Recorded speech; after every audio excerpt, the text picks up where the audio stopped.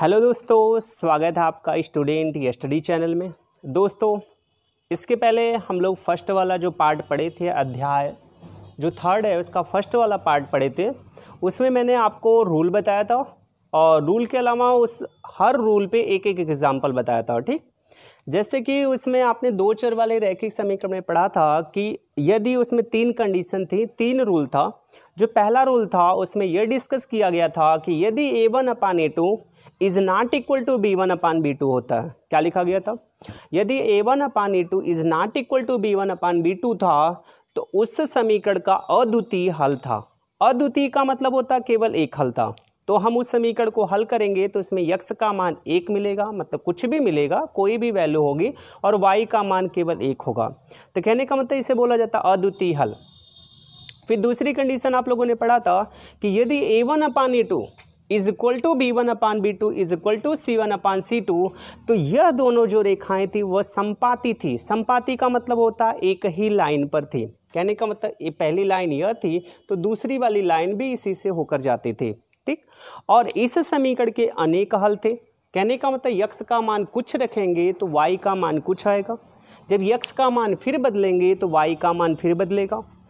ऐसे ही अनंत हम x के मान रखते जाएंगे और y का मान मिलता जाएगा। ठीक, ये दूसरी कंडीशन थी। और तीसरी कंडीशन थी कि यदि a1/a2 is equal to b1/b2 is not equal to c1/c2। ये तीनों कंडीशन था। अगर आपने जिसने भी ये वीडियो नहीं पढ़ा, जिसने भी इसके पहले वाला वीडियो नहीं देखा होगा तो वो पहला वीडियो देख लेगा, तो उसे यह जो है कि जो ये सवालें लगाने जा रहे हैं वो ज़्यादा समझ में आएगा। ठीक, हम आपसे रिक्वेस्ट करें इसके पहले वाला वीडियो देख लीजिएगा अगर आपने नहीं देखा होगा तब। ठीक, अगर देख लिया होगा तो कोई समस्या नहीं, आप हमारे साथ हल कर सकते हैं सवालों को।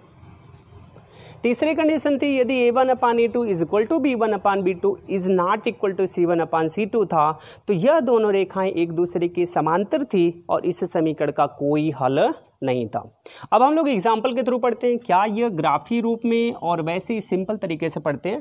तो आप लोगों से उम्मीद है कि आप लोगों ने पहला चैप्टर कुछ लगाया होगा और कुछ सवालें फंसी होंगी, और जो भी सवालें फंसे हैं वो आप हमसे कमेंट बॉक्स में पूछ सकते हैं, कोई समस्या नहीं होगी। ओके, हम आपको सब सवालें बताएंगे।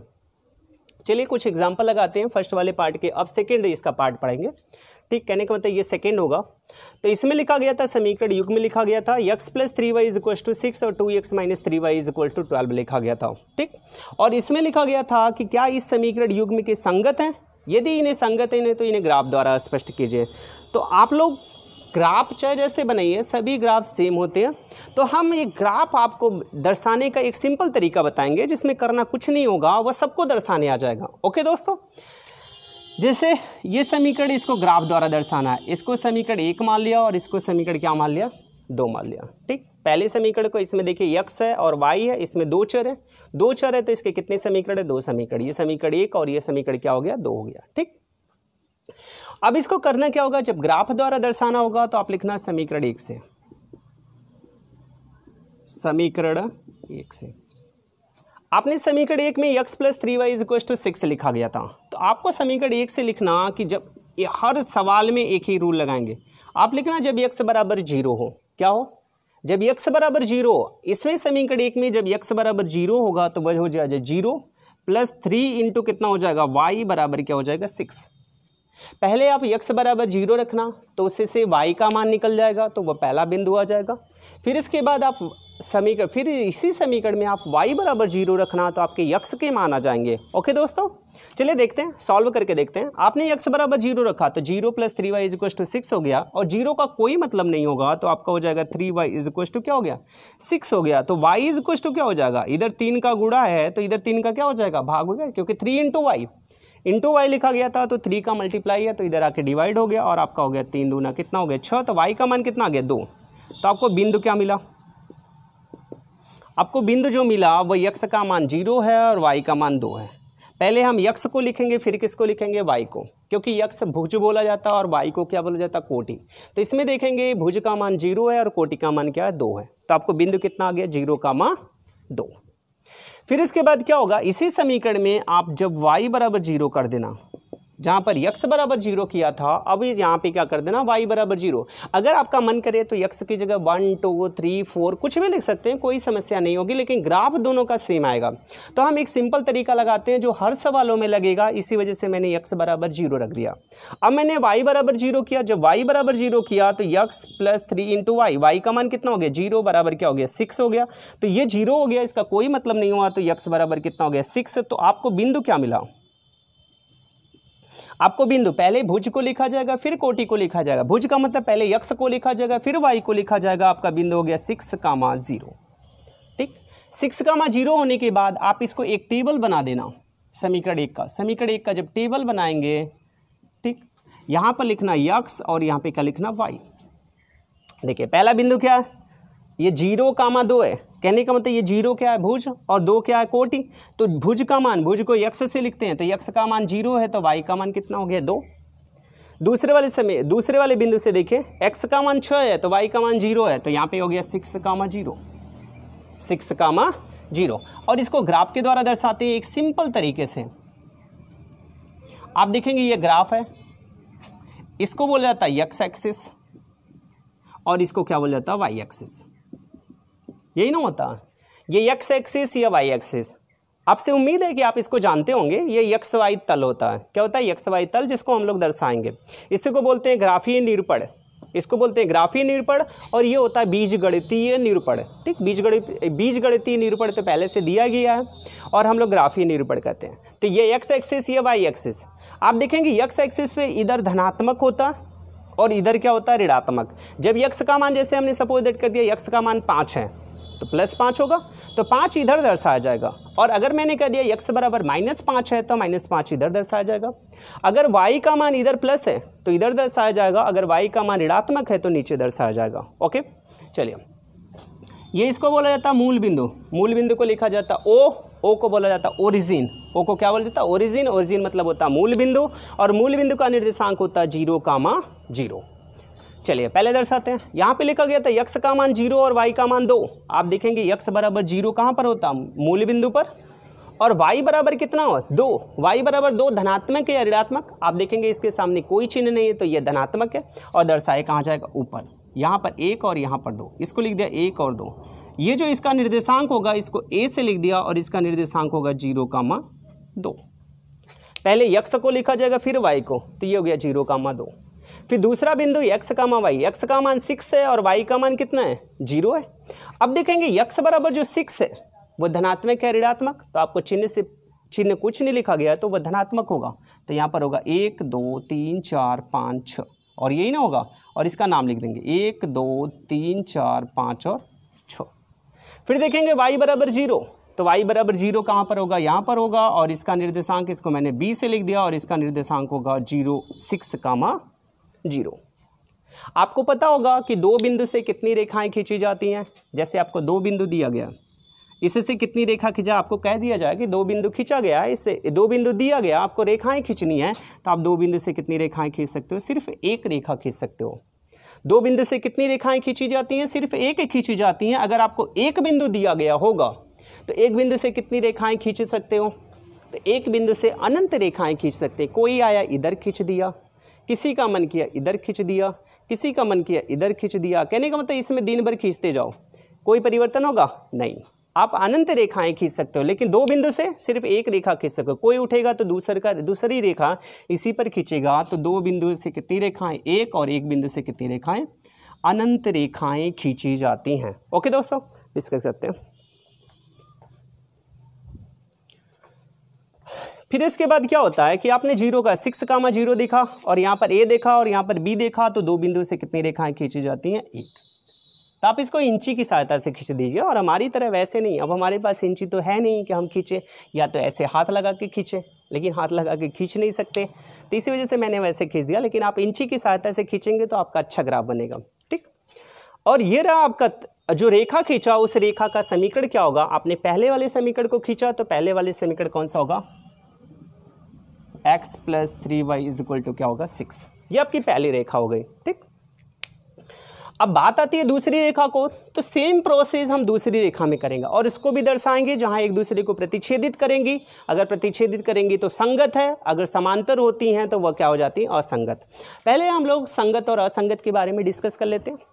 तो आप लोग दोस्तों सुने होंगे जिसमें हमारे अद्वितीय हल होते हैं। अद्वितीय हल का मतलब जिसमें a1/a2 is not equal to b1/b2। अगर यह कंडीशन आ जाए, या तो दूसरा वाले रूल का a1/a2 is equal to b1/b2 is equal to c1/c2। अगर संपाती वाली कंडीशन आ जाती, ये दो कंडीशन होती है, जो पहली और दूसरा रूल मैंने आपको पढ़ाया था फर्स्ट वाले वीडियो में, अगर दो कंडीशन होती है तो उसके लिए संगत होता है। अगर थर्ड वाली कंडीशन आ जाती है, थर्ड वाला रूल आ जाता है, कहने का मतलब a1/a2 is equal to b1/b2 is not equal to c1/c2 होता है, तो इस समीकरण का कोई हल नहीं होता। ये दोनों रेखाएं एक दूसरे की क्या होती है, समांतर होती हैं, अर्थात ये असंगत होती हैं। तो संगत दो दशाओं में होता है और असंगत एक दशाओं में होता है। वह भी कब, जब समांतर होती हैं तो असंगत, और जो संपाती या अद्वितीय हल होते हैं तो वह क्या होते हैं, संगत होते हैं। ठीक, चलिए इसको देखते हैं। और समीकरण 2 को दर्शाते हैं तो समीकरण 2 से लिखेंगे, किससे, वैसे ही समीकरण 2 से। आपने समीकरण 1 में देखा जब x बराबर 0 रखा था, वैसे ही समीकरण 2 में लिखेंगे तो x बराबर जब 0 होगा, हम लिखेंगे जब x बराबर 0। जब x बराबर 0 होगा तो आप लिखना 2 इंटू x का मान कितना है 0, माइनस 3 इंटू वाई, तो आप लिखना 3 इंटू वाई बराबर कितना है 12, तो यहाँ हो गया बराबर 0। और बताइए 2 इंटू 0 के साथ मल्टीप्लाई होगा तो ये कितना हो जाएगा 0, और ये हो जाएगा minus 3y is equal to कितना हो जाएगा 12। अब बताइए 0 का कोई मतलब होगा तो कुछ नहीं मतलब होगा, ये हो जाएगा minus 3y is equal to क्या हो जाएगा 12। अब देखिए माइनस 3 का इधर गुणा है तो इधर आके क्या होगा, भाग हो जाएगा, तो y इज इक्वल टू कितना हो गया 12/-3। तो आप इसको डिवाइड करिए, 3 एकम 3, 3 चौक का 12, तो y का मान कितना आ गया -4।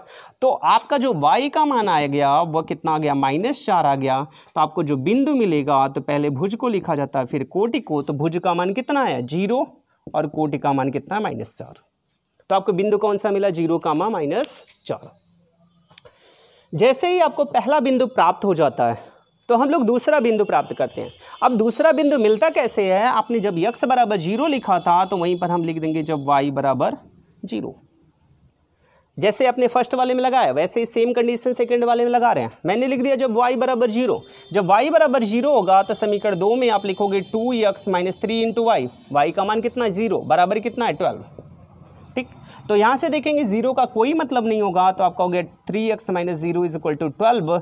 यहाँ पे देखेंगे 2 का क्या है गुणा, 0 का कोई मतलब तो है नहीं, तो यहाँ पे लिख दे 12/2 इज इक्वल टू कितना हो गया 6।